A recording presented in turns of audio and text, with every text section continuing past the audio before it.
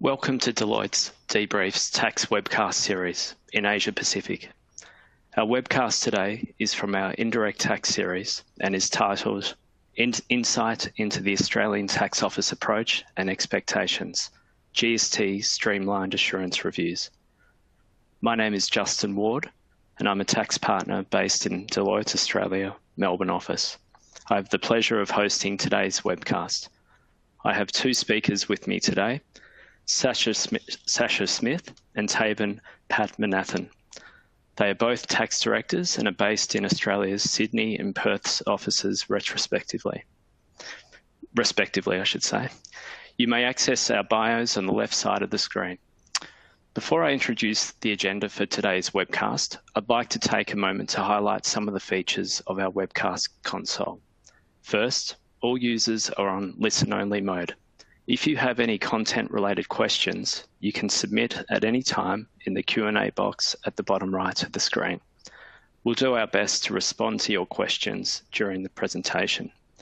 Second, all PC users can maximize or minimize each box at your convenience during the webcast. You may also explore the icons at the bottom of the screen. If you want to download today's slides and related publications, please go to the Downloads and Links box. On the other hand, mobile device users can view the slides and answer the survey on screen. Thirdly, if you require an attendance record for this event, you can download your CPE certificate by clicking the Request CPE icon at the bottom of the webcast console. Next slide, please. The objective of today's session is to enable you to understand the Australian Tax Office current assurance activity, key themes of the ATO's most recently released guide in 2020, and the interrelationship with data testing and automation. Our agenda focuses on the ATO's GST assurance programs and an update for you, the GST Governance, Data Testing and Transaction Testing Guide released in July, the GST Streamlined Assurance Review, or SAR, process and what to expect, third-party data testing as part of the ATO SAR, and data testing generally in preparation for a SAR or any assurance activity, or indeed to improve controls and governance, followed by questions and answers. Next slide, please. In terms of an update, GST is now at the forefront of the ATO's assurance programs under its justified trust framework for the top 100 and top 1,000 taxpayers. The ATO's goal is to obtain objective evidence that the right amount of GST is being paid. GST systems, processes and controls are the central focus under the GST assurance programs. To the extent possible, the ATO would like to take an integrated approach to implementing the Justified Trust Work Program. This means integrating income tax and GST. This has seen the introduction of the Combined Assurance Review, or CAR program, which involves a review of both income tax and GST for the top 1,000 taxpayer population. The target is 100 SAR reviews per year to 2023, comprising 20 of the top 100 taxpayers per annum and 80 of the top 1,000 per year. And more recently, there was an announcement in September that there's a target to carry out 300 CARs per year across the top 1,000 population. After a short hiatus in review activity due to the current health and economic climate, GST SARs and CARs are ramping up, with the ATO devoting increased resources to its GST assurance programs. Next slide, please. All top 100 and top 1,000 taxpayers are at risk of being selected for review. Selection for a GST SAR is based on GST risk factors, including complexity of the client or industry that the taxpayer operates in, significance and size of the taxpayer or client, and internal ATO data analytical profiling that's carried out based on the GST returns or business activity statements that are lodged. It's not surprising that taxpayers that have had an income tax assurance review may find themselves first in line for a GST SAR. We expect that the ATO will leverage any findings it has obtained, whether that be areas for which assurance was given or areas instead identified as presenting critical tax risk issues for the taxpayer. The ATO is constantly updating its case pool for the top 1,000 based on the above risk factors. Taxpayers identified as higher risk for GST as part of a CAR will form part of the population for the GST SAR program. With that in mind, taxpayers may find themselves going through a series of reviews that may start with an income tax SAR, followed by a CAR, which addresses remediation from the income tax SAR, and depending on the governance ratings for GST, taxpayers may then find themselves moving into a GST SAR. Next slide, please. I now hand over to Sasha, who'll walk through the key themes of the guide that was released in July, followed by an overview of the GST SAR program. Thanks, Sasha. Thanks, Justin. In mid-July, the ATO published its GST Governance Data Testing and Transaction Testing Guide, and in our view, this is a welcome development, with it being both comprehensive and practical for taxpayers. Its purpose is to explain how the justified trust methodology is applied with reviewing the existence, design and operation of GST controls as part of an effective tax control framework.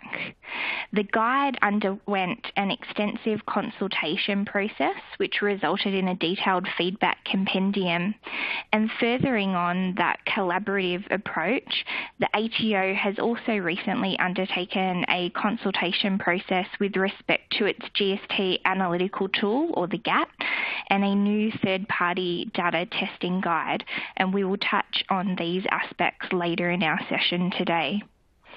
Part 1 of the guide provides guidance to align your self-review of GST governance to ATO expectations.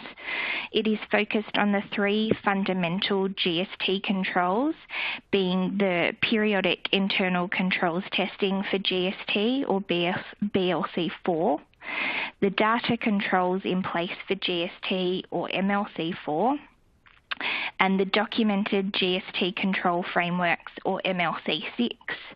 And these 3 controls are seen to be fundamental because the design of these particular controls directly influences the way in which GST is reported by the taxpayer. In the context of a GST SAR, where an income tax SAR had already been undertaken, there will be a top-up approach for GST governance, which will involve a full review of the 3 fundamental GST controls, as well as reliance on the findings from the income tax SAR for any common controls. However, there may also be instances where objective evidence is sought for the particular GST elements of those common controls. Helpfully, the guide can be used to prepare for a top 100 or top 1000 GST SAR, to review the design and operation of your GST controls as part of updating your tax control frameworks, as well as to undertake data and transaction testing to ensure your business systems are correctly reporting GST. And you should keep in mind that one of the objectives in providing assurance in the context of a GST SAR is to assist with potentially reducing the intensity of any further ATO inquiries. Next slide, please. In the context of a GST SAR, you will be given a staged rating for GST governance, with stage 1 being that a tax control framework exists, stage 2, a tax control framework exists and has been designed effectively, and stage 3, a tax control framework exists, has been designed effectively, and is operating effectively in practice. The higher stage, stage 3, can be evidenced by a periodic tax controls testing program, as well as reports describing the outcomes of that testing. So the important thing is there that you need to be able to demonstrate operational effectiveness of your controls. When considering eligibility, the ATO will look for evidence of an independent review that tests the justified trust controls, so for example by internal audit or external auditors. There are of course benefits to a well-designed GST control framework. It will allow you to provide insight as to what your tax operating model looks like, for example in relation to resourcing and systems. It can help identify any system and process gaps. It helps your senior management or board to manage GST risks, and can provide evidence to support a higher assurance rating. Next slide, please. We'll now walk through each of the 3 fundamental GST controls. The detailed guidance for each control includes the intent, the core elements, what the ATO looks for in providing objective evidence, and any connections as between the controls if applicable. So we'll first explore the MLC4, or controls in place for data for GST purposes, and this is really a key focus area within the guide, which can be evidenced by the volume of detail that's dedicated to it. The focus of this control is to establish that controls are in place to ensure GST data integrity, because your business systems must accurately calculate, allocate, record and report GST amounts in order to provide assurance. 2 core elements to the control are firstly the business system setup, so that's your IT controls for integrity and security, and the second aspect is data processing, or your manual controls for tax coding. The objective of reviewing your business system setup is to identify and review your controls that support the accurate flow of data, including how transactions are initiated, authorised, processed, recorded and treated for GST purposes, whereas the objective of reviewing the data processing controls is to assess how GST tax codes are being applied to facilitate the correct GST treatment of your transactions.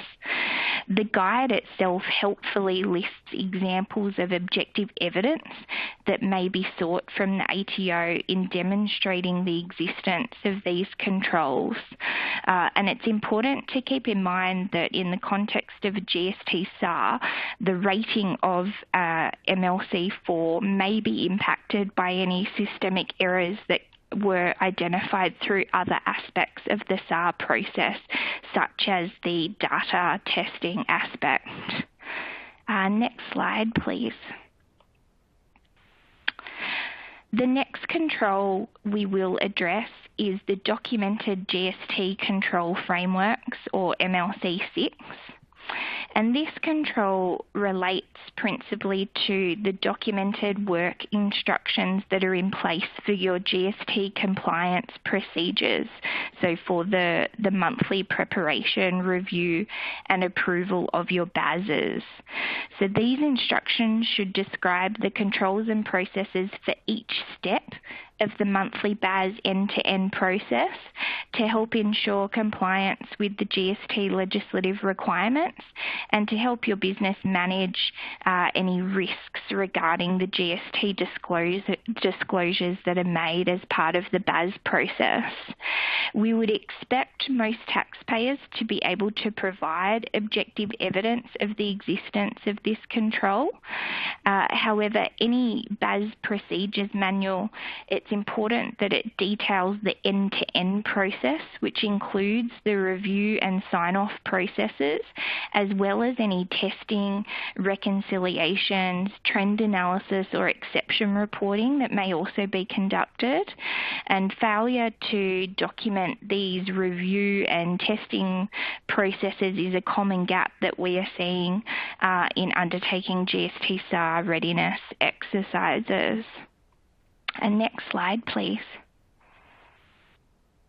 The third of the fundamental GST controls that's addressed in the guide is BLC4, the Periodic Controls Testing Program. The ATO has indicated that this is by far the most common gap in a taxpayer's GST control framework that they are seeing in the GST SARs that have been undertaken to date. So the ATO recommends that testing of your tax control framework for operating effectiveness be performed by an independent reviewer as part of a periodic testing program. And this means someone with a suitable degree of skill, for example, your internal audit function, an external auditor, or a third-party advisor. The design effectiveness of BLC4 is a prerequisite for being eligible to reach the highest rating for governance overall. And in the context of a GST SAR, the ATO will look for policies or procedures documenting the tax controls testing program to get to stage 2, and then they will want to see the results of testing that can demonstrate operational effectiveness if you want to obtain the highest rating or stage 3 overall. Next slide, please. So the way in which your business systems create, capture, collate and report GST impacted transactions is fundamental to the correct reporting of your GST obligations. And with that in mind, the second part of the ATO guide covers data testing and transaction testing. Data testing is one of the most critical components of a GST streamlined assurance review because incorrectly reported transactions can often lead to significant GST revenue effects over time if they go undetected. GST data testing itself involves running a number of predetermined tests against a defined data set to identify any reporting errors and exceptions for further investigation or correction.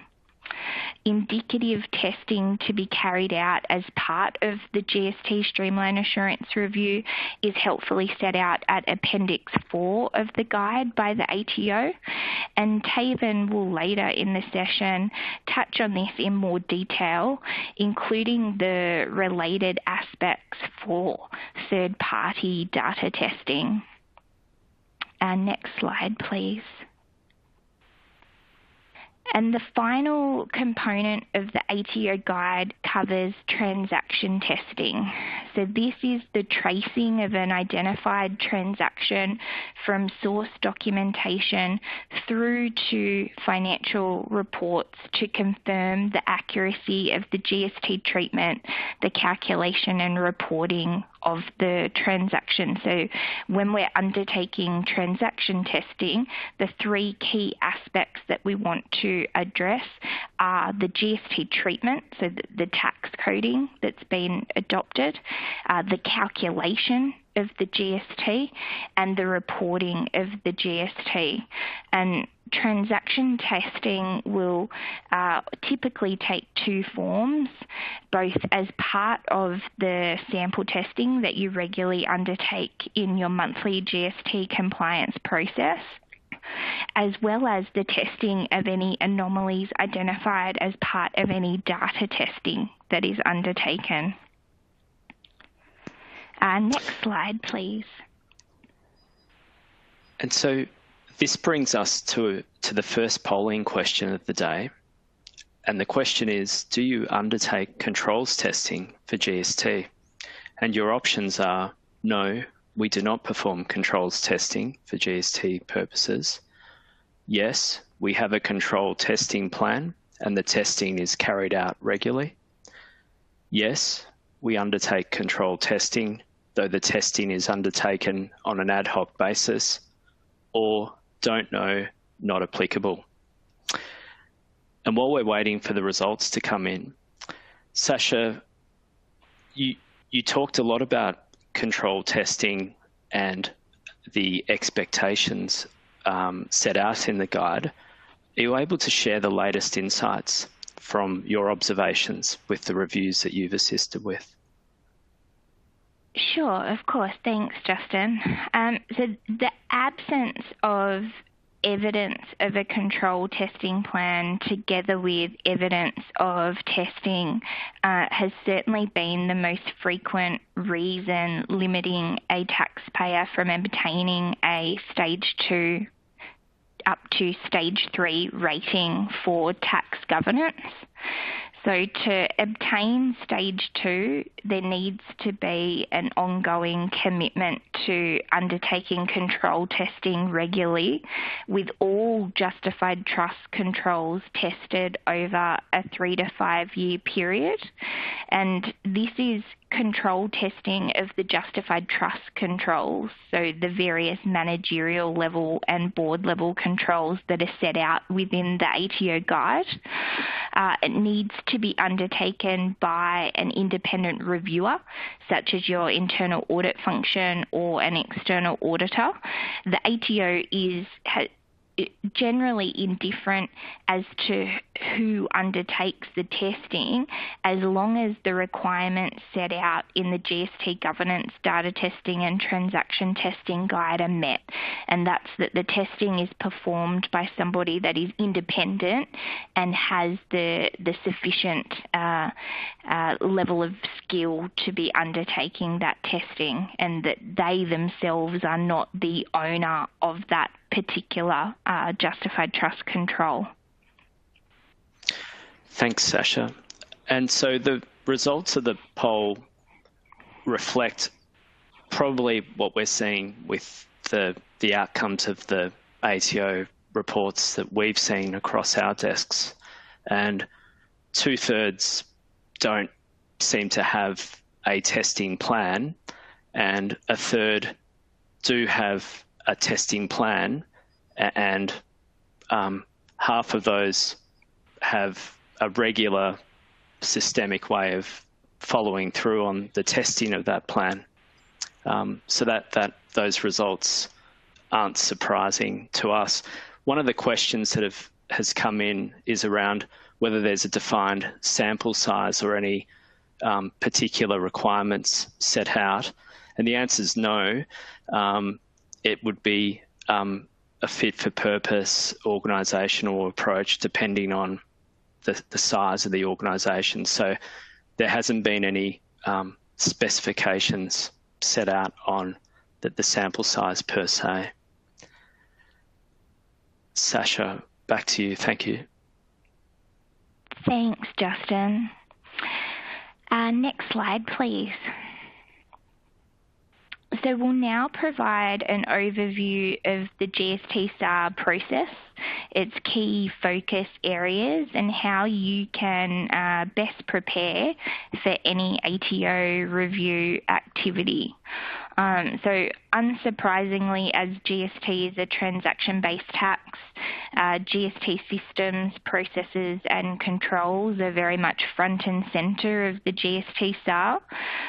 The critical first step will be performing a gap analysis against the ATO guide, and the ATO will request evidence of this analysis as part of its request for information in the GST SAR. As I mentioned earlier, the ATO has recently undertaken a consultation process with respect to its GST analytical tool, or GAT, and this will now form part of the GST SAR assessment as one of the justified trust pillars, except where you make predominantly input tax supplies.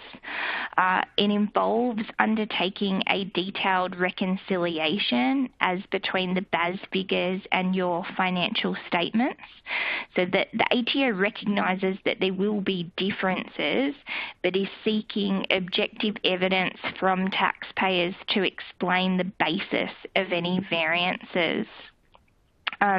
Each of the key focus areas of the GST SAR really ties back to being able to provide objective evidence that your GST controls are designed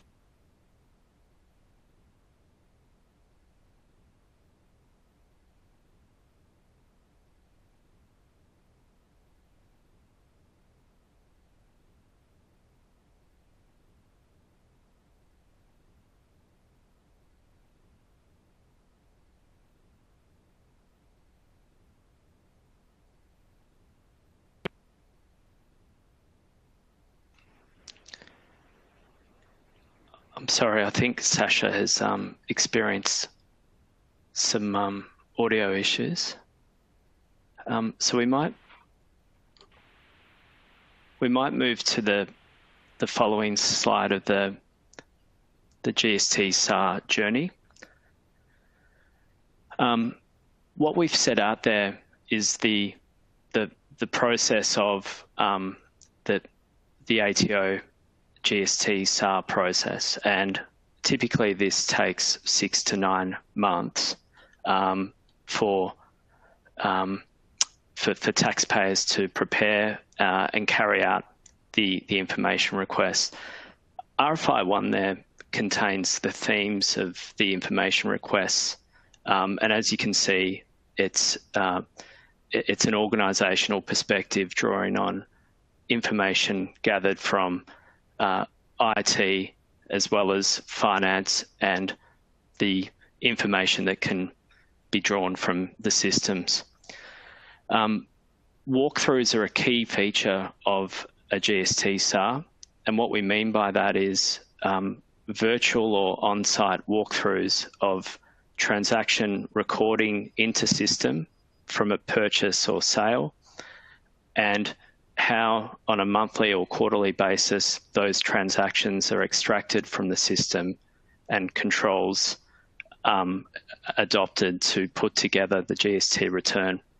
And the tax office will sit with the teams to view the process and understand the controls that are adopted to ensure that the returns are lodged in a compliant manner. RFI 2 focuses on data extraction and analysis, as Sasha was referring to. And that's where the tax office will extract 3 months worth of data and perform a number of analytical tests, as well as reconcile that transactional information to the GST returns that are lodged. And as Taven will talk to, there's the option of third-party data testing to be able to have an outsourced provider to carry out that part of the review, followed by additional RFI requests to clarify the outcome of the data testing and follow-up information from the initial RFIs. And then the final report, as Sasha referred to, with the 2 tiers of ratings, the governance and assurance rating. Sasha, sorry, you're back on now. So I'll hand back to you to help close out this section. Apologies. Thank you, Justin. Can we move on to the next slide, please? So the ATO has been clear in its messaging, and that is to get prepared. So the most optimal way to prepare is to carry out a self-review. So in doing so, you should ensure that all three aspects of the ATO guide are considered as part of the scope of any self-review. So that's covering off on the GST governance, so performing a gap analysis against the three fundamental GST controls to identify the gaps and create a roadmap together with remediation actions, as well as addressing data testing and transaction testing guide, as well as the GAT.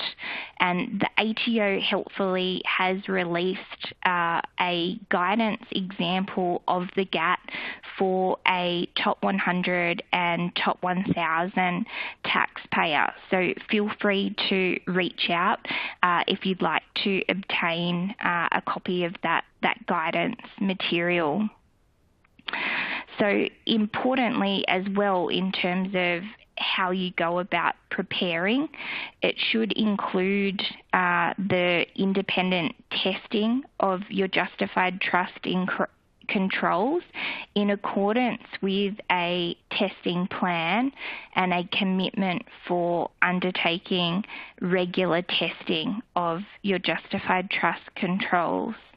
And the ultimate goal of undertaking a self-review is to be able to gather the objective evidence to demonstrate that a tax control framework for GST exists, that it's been designed effectively and is operating effectively, so you can provide that assurance to the tax office in the context of a GST SAR. I'll now hand over to Taven, who will walk us through the data testing and use of third parties. Thanks, Taven. Thanks, Sasha. Okay, so Sasha and Justin both mentioned, as part of a GST SAR, the ATO undertakes a data testing exercise, and this typically encompasses 3 months of transactional data. So the ATO will require you to provide 3 months of transactional data that you use to prepare the BAS each and every month. So that when we talk about data, we're talking about things like accounts payable, accounts receivable, general journals, ERP system data, point of sale system data of your retail business, any other subsidiary billing systems that you have. So whatever the data sources are that you use to prepare the BAS each and every month, that data needs to be provided to the ATO for a 3-month period. And that period will be defined by the ATO. From experience, it's usually 3 months from the most recently completed financial year. The purpose of the data testing is to validate the source data used to prepare the BAS. So what the ultimate aim of the ATO is to make sure that whatever is being reported on the BAS each and every month is a correct amount of GST. So by looking at your data, they're working out, is the data complete or is anything being left out? Is the data accurate? Are there any anomalies within the data that would suggest there are risks to GST compliance? Next slide, please. So when we talk about testing, what are we actually talking about? So helpfully, the ATO guide at Appendix 4 specifically lists out some of the tests that the ATO will run. Now, the data testing can take 2 forms. There are what we call the generic tests, which are all listed at Appendix 4 of the guide, and there are also potentially other industry-specific tests which the ATO can require to be run for you as a taxpayer, depending on the type of business you are, the industry segment you're in, etc. So there are generic tests and there are specific tests. Some of the generic tests, which are all listed at Appendix 4 of the ATO guide, include BAS reconciliation. So what that means is you take all the source data, you recreate the BAS for that particular month, and then you compare it against what was actually lodged via the ATO portal. If there are variances, explain why there are variances, or if they're not and they line up, then you get comfort out of knowing that what you reported and lodged was actually correct. Reversals of sales and purchases. So what they're looking for here is the treatment of a credit note from a GST perspective the same as the underlying transaction? So if the tax invoice was issued and it was taxable and subject to GST, they would expect to see the credit note was also taxable. If there was a mismatch, for example, where the credit note was taxable but the underlying transaction was GST free, then you'd question why that is the case. GST codes and general journal entries. So we all know that whilst businesses try to obtain data from source systems in as automated a fashion as possible, it's not always possible to capture everything within your ERP, for example. So there will always be the need for general journals for things like direct debit payments, which have a GST impact and the like. So this test is really designed to identify all those transactions that are general journal entries and then make sure the GST codes apply to them correct. So they've been treated correctly for GST purposes in terms of claiming GST on expenses and also making sure that you're charging GST on suppliers.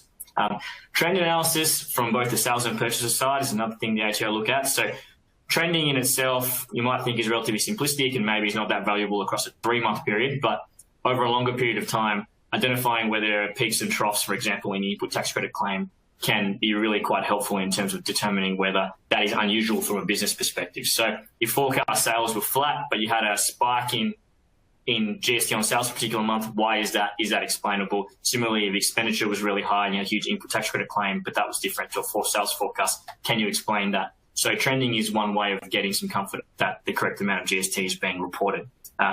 The other one is delays in entering transactions into the ERP system. So we all know that there are time limits for when you're supposed to account for GST.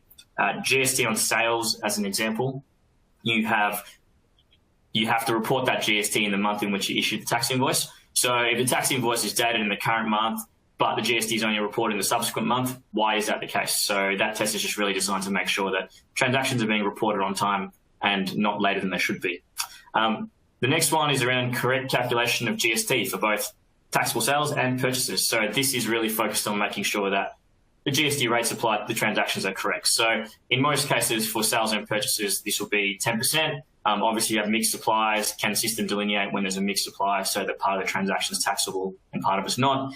There will also be other instances, for example, if you are a financial services business, you may have a reduced input tax credit, which is 75% or 55%. If you're a long-term accommodation provider in commercial residential premises, you may have a 5.5% GST rate. But it's really just being able to identify that the GST you're reporting on your transactions is correct. Tax code anomalies is another common one. So if you're dealing with the same vendor every month and that vendor always charges you GST, if a transaction comes through from that vendor and it's GST free, why is that? Is that a coding error? Has it just been entered incorrectly, or has the vendor genuine reasons for you to not charge GST on that particular transaction? Gaps in sales invoice or sequence numbers. So this is an interesting one. We've had lots of feedback from clients in relation to this particular test. Most systems generate a unique identifier, which is generated in sequence when a sales invoice is raised. But most taxpayers don't use it as a means of tracking that GST being reported in a sequential order in respect of each and every invoice. It's more for the purposes of being a unique identifier in relation to that particular invoice. However, one of the things the ATO does require is that you look at whether there's gaps in sales invoice sequences in terms of what's being reported in the BAS. So if I'm at invoice 10 and the next invoice reported in the BAS is invoice 25, what has happened to the 15 in between? Now, there may be reasons that are explainable for that gap in the sequence. So there could have been invoices that are deleted. There could have been invoices that are created but haven't actually been issued yet, as seen in the system in draft. But it's just really about explaining why there are gaps in sequence numbers and making sure that all the income received in that period that should have been subject to GST has been reported and nothing has been missed. Duplicate acquisitions is the other one. So, making sure that when you're making payments to vendors, you're not making duplicate payments and therefore also claiming input tax credits twice on the same expense. So that is another test that should be run. Now, duplicates is an interesting one from a data perspective. There's lots of different logic that can be used to try and identify duplicates. What you typically find is any one type of methodology doesn't really lead to narrowing down the potential duplicate transactions that come up in testing. So you will get a lot of false positives. So the best way to deal with duplicates is to really try and use as many different algorithms or logic as you can. A flexi logic test is always the most preferred because it allows you to set the commonality threshold between two different transactions by a percentage, which then allows you to at least filter what those results look like and narrow down your false positives.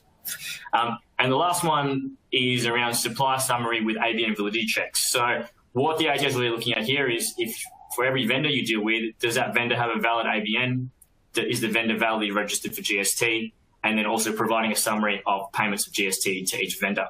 So what you don't want to see here is you've been charged GST by a vendor who doesn't have an ABN or has an ABN and is not registered for GST, or in fact has an ABN which doesn't match up with anything on the ABN register, right? In that case, there's a risk that you've claimed GST credits on a transaction that actually isn't subject to GST, and potentially you also have to think about ABN withholding penalties as a result if the ABN is invalid. Now, if you're a retail business, the ATO testing guide also specifies that there's some additional tests specific to a retail environment, and these include things like reconciliation of point of sale data to main business systems data, reconciliation of stock data to stock acquisitions to sales, and then also a trading hours analysis from point of sales data. So that's a flavour of the generic test that the ATO guide sets out. But as we said, there are also potentially some industry-specific tests which the ATO may require to be undertaken depending on the taxpayer or industry segment. Next slide, please. So here's an example of some of the industry-specific tests that we've seen the ATO ask to be done thus far. So one is export sales analysis. If you're a business that exports a lot, things the ATO look for are, can you identify export sales and summarise them by different criteria, such as by customer or by product or by tax country to determine whether it's genuinely an export? Also, for transactions to be GST-free as an export, generally they have to be exported within 60 days of invoicing. So do you track that invoice, the goods were exported within 60 days of the invoice being issued? GST-free sales analysis. So again, this is about identifying what transactions are GST-free and making sure they were genuinely supposed to be GST-free and were not a result of coding errors or misclassification or data entry. So summarising that data using different criteria, such as clients and products, comparing them against product listings and the like to make sure that the master coding is correct. Product and item level analysis. So depending on the type of business you are, if you have a master product list or a master item list with GST coding set at that level, is that GST coding correct? Input tax sales. So if you make input tax sales, again, identifying that those sales are genuinely meant to be input taxed. So filtering them using different criteria, confirming that the GST treatment is correct. Now, financial acquisitions threshold. If you're a business that makes financial supplies, then this is something that will be relevant to you. If you obviously don't make any financial supplies, then it's probably not a concern. And this is really around, if you make financial supplies, tracking all the costs that relate to making those financial supplies and making sure that you don't exceed the VAT, or if you do exceed the VAT, that you've genuinely denied input tax credits on those relevant costs. Foreign currency transactions is the other one we see that comes up quite a lot, and this is really about ensuring that both the supplier and the purchaser are using the same exchange rate when they're dealing with the GST. So you don't want a scenario where the tax invoice has one exchange rate on it, but then the acquirer uses the system-generated exchange rate to claim an input tax credit, because you could have a mismatch between the GST remitted by the supplier and then the GST claimed by the recipient, which could then potentially leave the ATO out of pocket, or vice versa in some circumstances. So that's all about ensuring consistency. Related party transactions. So this is very much around ensuring that the correct GST treatment is applied to related party transactions. So we've seen lots of examples where costs are charged between related entities and GST isn't applied, even though they're not GST grouped.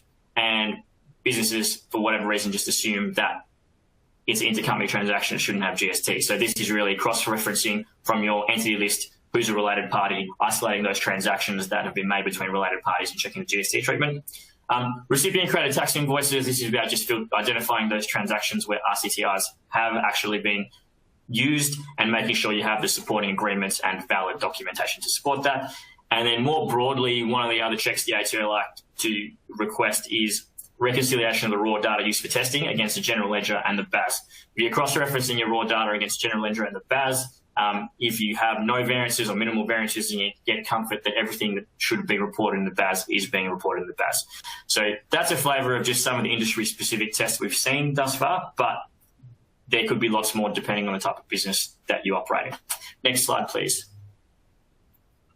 Now, third-party data testing. The ATO has historically undertaken the data testing themselves. So there wasn't an option to use a third party. The ATO would come in, request the data, run the analytics themselves. However, as of several months ago, the ATO are now providing the option for a taxpayer to use an independent third party to undertake that data testing. So you, as a business, can go and engage an advisor like Deloitte or your internal auditor or whoever that might be to undertake the testing that the ATO would undertake. Now, there are some requirements if you want to engage a third party that you would need to meet before you can get approval from the ATO to use a third party. So unsurprisingly, some of those requirements are you need to agree the time period. That's a given. Agree the scope of the testing and also the methodology. So what testing you need to, what specific tests you need to run. So for example, you know the generic tests in Appendix 4 are going to be required. Are there any other additional tests over and above that? If you're not in a retail business, then you can probably ask for the retail test to be excluded. But you need to agree the time period, scope of testing, and methodology with the ATO in advance. You then need to conduct all the agreed tests. The third party then needs to identify all exceptions and then investigate any exceptions where required. Now, the investigation piece is on a sample basis. So if you identify 2,000 exceptions, there isn't an expectation that you identify all exceptions, but you identify a reasonable sample and then trace that back to source documentation if you need to confirm whether the GST amounts reported are correct or not. And then once you've done all that, you prepare and provide a report to the ATO, which outlines all the testing undertaken, all the exceptions identified, and any validation work undertaken, like sample testing and the like, to determine if any exceptions were genuine or false positives and the reasons why. And then you would outline all your findings in that report and provide that to the ATO. Now, it's also important that you agree the timing of the provision of the report to the ATO. We're generally seeing the ATO allow up to 7 weeks for that report to be provided, but that is something that needs to be agreed up front. In a most recent example, I know on one of the earlier slides that Sasha went through, we talked about data testing being undertaken as part of RFI 2. In a recent example, we've actually seen the ATO ask for the data testing to be completed by the time of the formal commencement of RFI 1, so that we hand over the completed report at that time to allow them to then consider it. So the timing can change depending on the requirements of the ATO and the taxpayer, so it's something to keep in mind. Next slide, please. Now, there's a question that came through earlier around what would be the benefits of using a third party for a taxpayer, and that's a really good question and a question that we get a lot. The obvious answer could be that, well, it's cheaper to get the ATO to do the data testing because you don't have to pay them, right? That's an obvious answer, but there are actually lots of other benefits in terms of using a third party.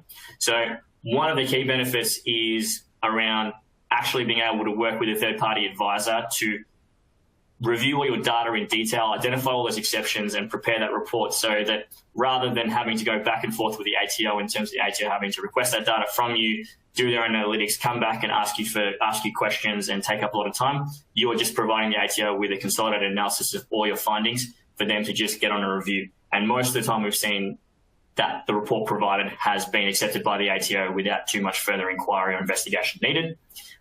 Generally, you find a third-party advisor, especially one you work with closely as a taxpayer, has a better understanding of a taxpayer's business systems. So it's easier for the advisor to identify why an anomaly is an anomaly or to extract the data, and so you get time and cost savings as a result. There's also a greater level of trust and collaboration between third-party advisors and taxpayers, and that can generally lead to investigations being concluded more quickly. You also get a lot of time, cost and resourcing efficiencies by being able to negotiate with the ATO around when the provision of the report is provided in relation to that data testing. For example, you don't want to have it during financial year end and have to deal with queries if you can avoid it. And lastly, the other one is also the ability to voluntarily disclose GST liabilities identified to the ATO. Okay, next slide, please. All right, so we talked about using a third party. So I thought we'd show you an example of what third-party data testing might look like. So if we were to undertake testing for a client, now one example here is the supplier summary and ABN validity check. So as I mentioned before, Appendix 4 of the ATO guide specifies that ABN validity check and supplier summary of GST amounts paid to vendors is one of the tests. Here's a screenshot of what that test might look like. As you can see there on the screen, there's a number of vendors there with different GST amounts that have been paid to them from largest to smallest, as well as by invoice count. You can also see at the bottom part of the screen there, the software has identified that there are a number of transactions which have turned up an invalid ABN, or that the vendor doesn't have a GST registration, but GST amounts have been paid. Now, this software that we use is called the Deloitte Data Engine. Obviously, you're not limited to just using this software, but there are other softwares out there. But the way the software works is it's got an API directly through to the ABN lookup register, and so it can cross-reference all your ABNs with what's on that register and make sure they're valid. But that's an example of a test, and in terms of the outputs that you need to provide to the ATO.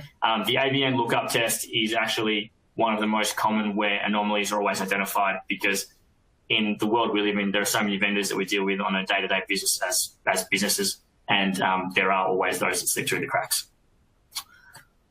Okay, next slide, and I think that brings us to a polling question. So over to you, Justin.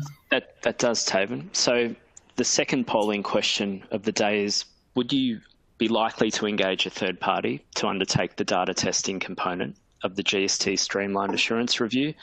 And your options are, yes, I see value in engaging a third party to perform the data testing.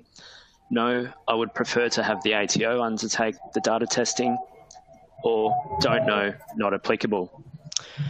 And so while we're waiting for the results to come in, Taven, how would you approach the ATO if you find an error at the time of carrying out the data testing?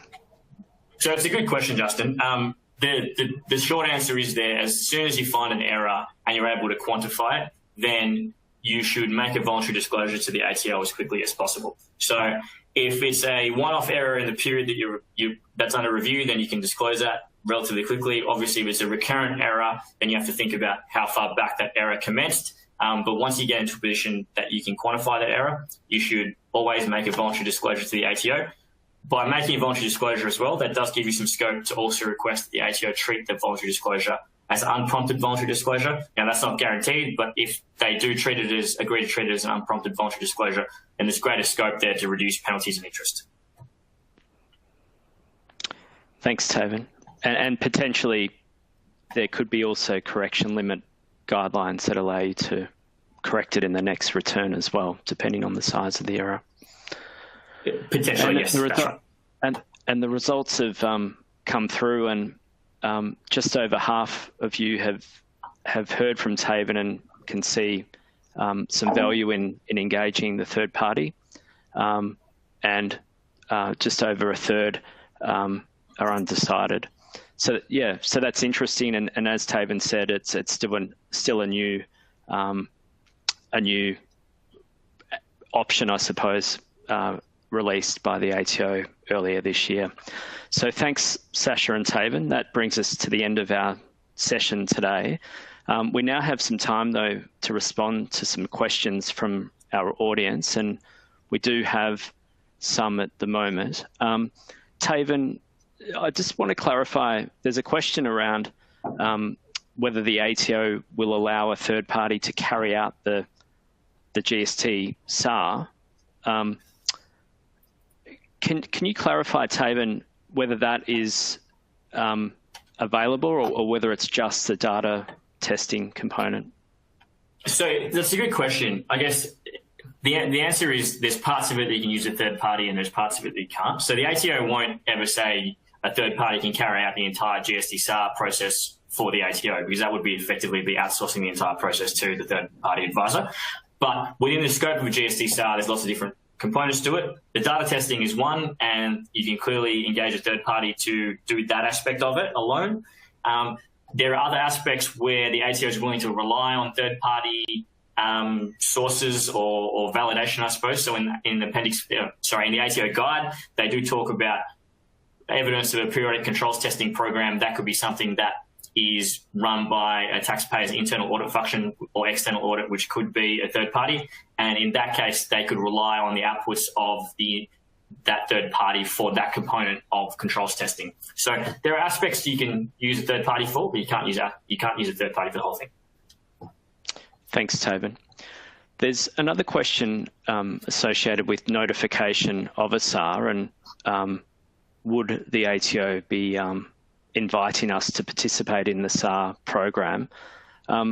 Sasha, would you like to comment on how this is initiated by the ATO? And also there's a question around the frequency of a SAR review as well, so we could bundle that up into one answer. Yeah, sure. Thanks, Justin. So in terms of the invitation to participate in the GST SAR process. So Justin touched on it at the start of the presentation. So all top 100 and top 1,000 taxpayers are at risk of being selected for review, and the top 1,000 population in particular is constantly being refreshed based on the GST risk factors that we went through. But in terms of the invitation to participate, so the ATO will provide you with an early notification letter, which is generally 2 to 4 months between early notification and commencement of the GST SAR process. We're seeing more commonly 2-month notification periods of late, but yeah, that's generally the process for the invitation and notification of the GST SAR. And then in terms of what the potential timeline will look like for any further review, the GST Streamlined Assurance Review programs are intended to wrap up in 2023. That's the current timeline. What your review would look like subsequent to an initial GST SAR, we understand will depend on the assurance rating that you receive from your GST SAR. So if you obtain a high level of assurance, then that will reduce the, I suppose, intensity of any further review from the tax office.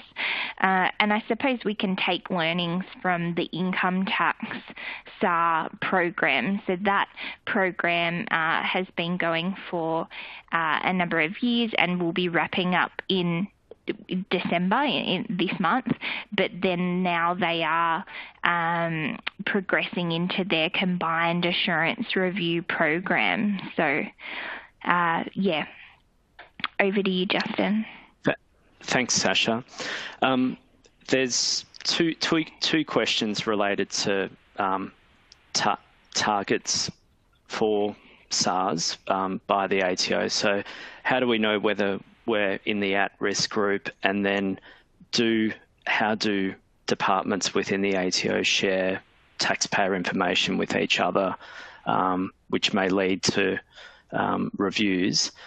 I suppose, look, I might answer part of those questions. In terms of information sharing, there's a few limbs to that answer.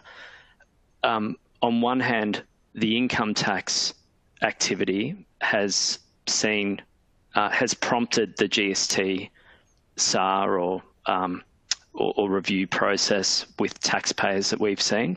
So more likely than not, if a taxpayer has been subject to an income tax review, they're more likely to be subject to a GST review. Equally, if there's been some kind of compliance activity or major transaction from another tax perspective, it is more likely that that may trigger a review from a GST perspective. In terms of information sharing, we're also seen as part of GST review activity, the tax office looking, Sasha referred to recipient-created tax invoices before, or self-invoicing in other jurisdictions. We're seeing the tax office review the other side of the transaction and the GST treatment at the other side of the transaction, which may then lead to a review at the other side.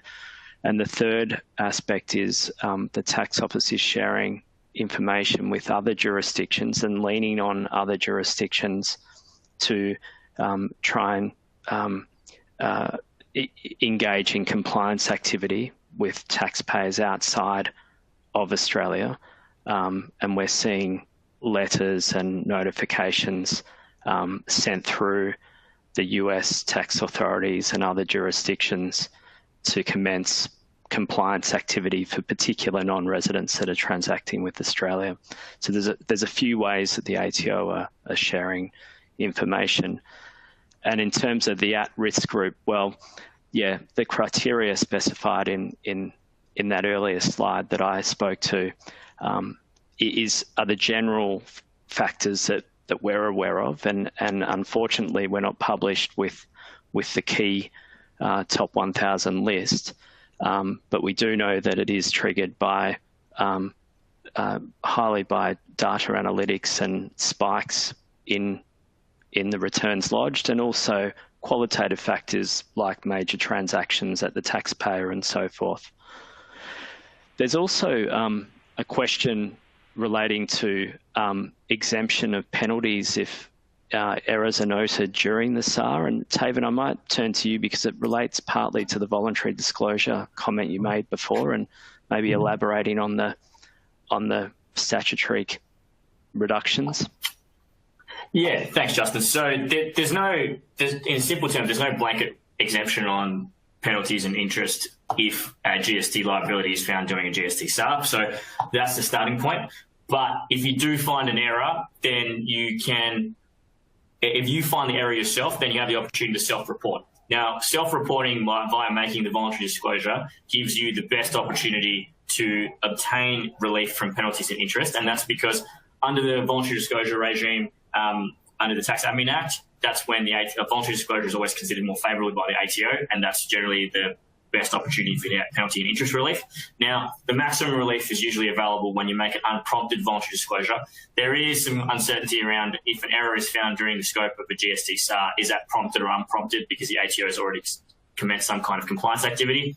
There is a practice statement out there where we think provides some scope to argue that it still should be unprompted, because the nature of a GST SAR is more focused on governance and risk rather than specific technical issues around which GST liabilities are then identified. So if you find something within the broader scope of that, you can request that at least, or make the case for that it should be treated as if it's unprompted, which will give you the best chance for penalty and interest relief. Thanks, Taven. Well, look, that's unfortunately that's all we have time for. Sasha and Taven, thank you, and special thanks to all of you who were able to join us this afternoon. We would like to encourage you to fill out the short survey that will pop up on your screen shortly and tell us what you think about today's program. If you joined us late, please note that this presentation will be archived for future viewing. If you feel that others would benefit from this webcast, please share the webcast via the Share This icon or have them visit the Debriefs website. We will respond to all the questions submitted during the webcast in a couple of weeks. Also, if you think of any other questions or comments later, please feel free to reach out to either me or our speakers. We'd be more than happy to talk to you. And please don't forget to tune in to our next scheduled webcast from the Corporate Income Tax and Bold Play series on 8 December, titled M&A and COVID-19 Strategy in China, Hong Kong and Taiwan, charting new horizons in a world of asymmetric recovery. At last, from all of us at Deloitte, thank you for your participation in Deloitte's Asia Pacific Tax webcast today. Goodbye.